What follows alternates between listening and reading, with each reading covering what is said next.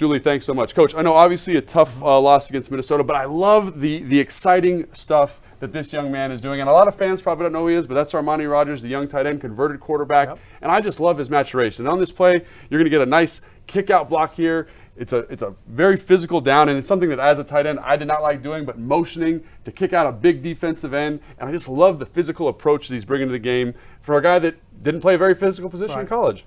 Well, the big thing about who he is first of all, you got to give him credit. He's a heck of a young man, tough-minded, tough-willed kid that really has to prove that he belongs. And so what he's done is he's worked very hard. Got to give credit to his coaches. I think Juan Castillo, being a former offensive line coach and coaching tight ends, understands the concepts of how to block, how to leverage the block. And that's exactly what you see with Armani here. He understands he's got to stay tight to the offensive line, block him from inside out, and just really more so than anything else, you don't need to blow anybody up as much as you just need to be in the right position. And maintain space, right? Just him holding that there, that's a pretty big hole there. And if this gets targeted right inside, that's an excellent job. That's a plus on the block for him. But I like what you said there, Coach. It's a mindset. Blocking is a mindset, and he's got it. He's a competitive son of a gun, and it's great to see that. So in addition to kind of doing this grunt work, this dirty work, I also think, Coach, he's kind of sneaky athletic. I don't know. You probably knew that. You've been telling everybody that for months. No, I did. Nobody believes me, but remember, this young man was a quarterback. When University of Las Vegas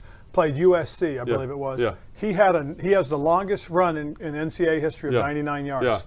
He's a freaky athlete, and you see that out here. I mean, not many teams give a jet sweep to their third-string tight end. He gets one here, and everyone remembers this play. He's out. So this is the thing that sticks out to me. Diddle Hunter runs a 4.5 40. Big athletic man, one of the most athletic dudes ever to come out of the combine. And he just says, oh, nope, I'm good with that. I'll walk off. And then you get blocking downfield from Logan, and you see the power. This big man right here trying to get a hold of him, and he says, nope, I'm going to jump right out of this. And not many athletes like that, Coach. No, he's a heck of a young man, but a very good athlete. Yeah, and I think you said something to me, like he's one of those guys that maybe down the road could develop into big receiver, because that's the type of skill set, that's the type of athleticism that he's got there, right? And then this is something that no one talks about, Coach. You probably talk about it, but no one that I know talks about it. It's playing special teams, right? Playing special teams is where you make the team, how you show your value. He's got to block the third guy from outside in. He knows what he's got. Smart guy, played quarterback. And then you got to run down and make a tackle on teams. You got to outrun. You got to compete. You got to fight, which is what he's doing here. And then you see the speed to outrun this guy. Oh, yeah. And a lot of guys don't know how to tackle in space. They don't know how to come to balance. They don't know how to fit this up. But he comes down here and says, you know what? I'm okay with all that. Let's see if I can get a hit on the runner here, and then bow. Nice job by him. Well, the nice thing about who he is again, as he was going through training camp and recognizing that he's got to make it on special teams, he willingly stepped in, willingly did the things that Coach Kaser asked him to do, and really developed into a good, solid special teams player. And that's why he's so active and still has been part of our 53. Right, because you think, oh, we got guys like Cole Turner, but this is where you kind of differentiate yourself, right? Is this special teams? And the other thing, Coach, is the physicality, right? He's not afraid of contact, right? And having a guy like this in your team, what does that mean for you? Is that exciting? It is. It's very exciting because he's one of the quality young guys that we have that are showing their development and growth. And as they get better and better as a football player, we'll get better and better as a football team. I mean, we've got a lot of young guys that are contributing, doing some really good things. And, Marty Herney has always said, if you want to see if a young guy can be a good player, see if he's a good special teams player. Yeah, and he's showing that, because you said this is just one example, but he's done that week in and week out. Oh, yeah. Coach, so I'm so excited for his development. I'm excited you got guys like this on the roster. I can't wait to see his performance and how you use them against Philadelphia. Okay. I think one of the things that really sticks out to me about Philadelphia is Jalen Hurts, right, and what he does as a passer and a runner, but predominantly as a runner. I think this first clip kind of shows, he doesn't necessarily see defenses super well, but oftentimes that doesn't matter because he's able to kind of make plays, especially on third and long situations. Correct. Well, the biggest thing more than anything else you see is, again, he's got options, and that's really the thing that's really helped him in terms of what's going on. His first option, obviously, he could hand the ball off. Yeah. Second option is he could throw the screen outside to the tight end. Yeah. Then his next option, he's going to read through to the two receivers as far as the progression is concerned. So he gets the action, he reads it, recognizes he's got three deep, decides he's going to hold the ball. Well, once he does that and there's pressure, now comes one of his strengths, and that's he runs with the ball, extends the play. His receivers know, hey, it's scramble drill. One guy starts off vertical, he comes back. The other guy shallow, he goes deep. And that's really what you see. Those scramble rules. And so, if you were coaching the rush here, because I think this is a pretty nice rush here by Arizona, how would you coach this differently to kind of make sure he stays in the pocket? The biggest thing is that they're rushing 5 guys. Yeah. So there's no reason for anybody to be head up on the outside. I see. Okay, so you would want the left defensive end more so than anything else to stay on the outside edge of the offensive tackle. There's no reason for you to be inside because you've got a guy next to you in the B gap rushing. Right. Open that crease up, get wide, get vertical, get to the quarterback's depth, and then locate. Because when he does vacate, he vacates laterally. Right. Well, he likes to vacate to his right predominantly. Yeah. Right. And that's when he's most dangerous, is when he vacates to his right. So if I'm the left defensive end, in my mind's eye, I'm thinking if I stay on the left outside edge, I've got a chance if he gets flushed. And the other thing I think Arizona deserves a little bit of credit for is they did a good job of kind of mixing in man, mixing in zone, cover 3 quarters.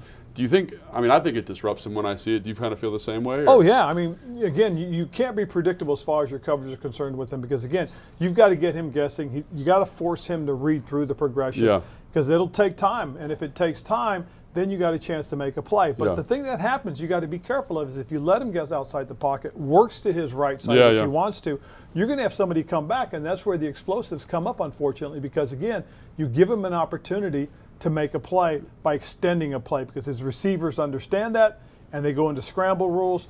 If you're deep, come short. If you're short, go deep. Right. And it kind of reminds me of like Russell Wilson. Nothing he did early in his career was on schedule. It was all stuff like this, and it worked. And he's kind of found a niche doing that, specifically on passing situations. Oh, very much so. And again, if you take it to where all your routes work to the same side that he predominantly likes to go to, he'll have a lot of options. Yeah, right, because they're all your receivers, all your eligible over there. The other thing that's interesting about him is obviously what he brings as a runner, right? And I just see this, and it makes me want to pull my hair out, Coach. Because I look at number 33 right here, and I feel like he should be fitting the A gap here. Absolutely, and again, a lot of times when they get into these into these RPO alignments, which is like the back offset. You're saying to the same side. Offset either side, and he gets into these zone read options. Now what has to happen is because they're actually playing a 7-man box, okay, which gives them an opportunity to fit every gap versus a 6-man blocking surface. Right, exactly. So what happens is as the play unfolds, every gap will have a defender. Right. Okay, so now it's about playing disciplined. At that point, you have to play disciplined. So now they've got action coming into the middle of the defense. Okay, right. So the linebackers should all get downhill, get into their creases, and now, as you said, they got a 6-man blocking surface with 7 guys on defense. Right. That means every gap will have a defender. But what happens is the linebacker gets fooled. Okay, doesn't play downhill disciplined defense, and what happens is the quarterback gives the ball. Yeah, let's go to the end zone because you can really see it more clearly, right? You just see everyone's got a gap. Defensive end's got the C gap, safety off the edge. To me, 33 should be standing in this hole right here, but he's not doing what he's supposed to do, not doing his job, and that's where this run scheme gets you, I think. Correct. Oh, absolutely. Because why? Because all the quarterback's doing right now, more so than anything else, is he's reading the linebacker. Right. He's reading the linebacker, and as soon as he sees the linebacker hesitate, he knows. So he lets the ball go. And look what happened. It's a huge crease with a great cutback, okay? And anytime you give Kelsey an opportunity to work on a double team where he can slam and get vertical, he's going to cut another linebacker off. He's maybe the best in the NFL at that. He is out. Kelsey, the center, is so good in space and so good at the second level. He's a very athletic center. You see he's got good quickness. And again, he gets the push, knocks the 3 technique into the B gap, and then works up vertically and cuts off the other linebacker, so he doesn't get a chance to get into his A gap. The backside linebacker on the cutback, he gets out of his gap, and next thing you know, there's a seam. And Sanders is so explosive. Like with that kind of space, he's going to make a big play. Absolutely. And so that's kind of the basic. So offensively, right? I think this is a really interesting thing that I've always had a hard time with. Is you had some success that didn't show up on film in the first game. You had receivers running open. Do you say, man, if we just get this protected or if we just get this read correct, we can run this same concept? Or do you say we have to kind of totally overhaul what we're doing? A little bit of both. Okay. A little bit of both. Because, again, the concept is exactly what we like. Yeah. Okay, it gives us an opportunity to flood one side of the zone or another and give the quarterback a chance to read through the progression. Okay. In this particular instance, again, we're helping to the left with the chipper. Yep. Okay, Who's so the tight Armani end here? Yep. Right, Armani's going to chip on his way out. okay? And then on the right side down here, we're helping with the guard. Right. Okay, he's going to slam, help secure for the center, and then he's going to look for the inside to help protect.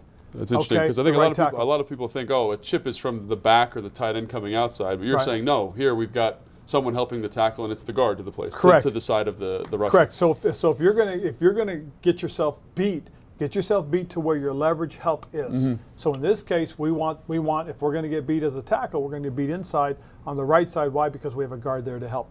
Now, as we look at this and as the play unfolds, again, you look at it and you see what the concept is as it's unfolding. Yeah. You know, we have Terry down here coming open. Got an opportunity for that. We got Diami going vertical, getting open. All right, with a throw. And then we got the crossers in terms of the checkdowns. And again, what happens in a situation, a play like this, what you want to do is you want to be able to have a little bit more time. Yeah. Again, you'll see how it unfolds. We're going to chip here on the left side. Yep. To the right side, we're going to protect the inside with the right guard. Yep. And again, like you'd like him, the right guard here, maybe to be just a tick more patient. A little more patient, yes. He gets a little over aggressive, I think, in this instance, and he actually knocks the rusher off. Yeah. Yep. You can really see it from this angle. Exactly. Yeah. You know, and again, it's one of those things. If Carson had time, he could hit the crosser, or he could throw one of the sevens, either the deep seven or the shallower seven. And that's the margin for error, Coach. Just that much, right? Absolutely. Yeah. So again, it's not necessarily throwing it all out and revamping it, but at the same time understanding this is a concept that we can have if we have time. Right, absolutely. And again, this to me is like the mutant evolution of that last play that we had against number 33. Right. You got people coming across formation, you got people going to the flat, you got the X receiver picking, you got the quarterback reading. Just there's so many responsibilities here. How do you work it all out? And what do you tell the nickel in this situation who's probably getting pass interference here? But this is how they run it, and they're not calling it. No, it isn't. And again, we have to recognize formations. We have to recognize where we put ourselves into. Okay, so now we sit there, we look, we see that this is a rub route type of situation.